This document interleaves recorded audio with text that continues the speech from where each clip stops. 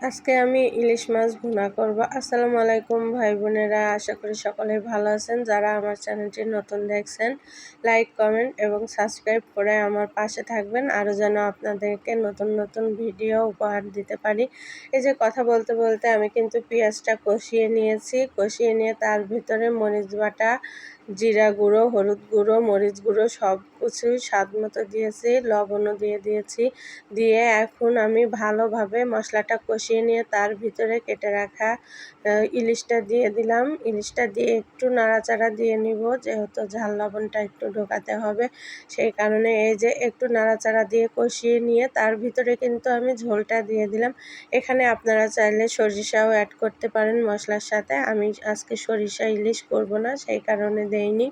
এই যে দেখেন ঝোলটা প্রায় শেষের দিকে হয়ে আসছে, টকবক করে ফুটছে, আর কালারটা কি লোভনীয় হয়েছে দেখতে পাচ্ছেন, মাশাআল্লাহ। আর শেষে দিয়ে দিলাম জিরা গুঁড়া।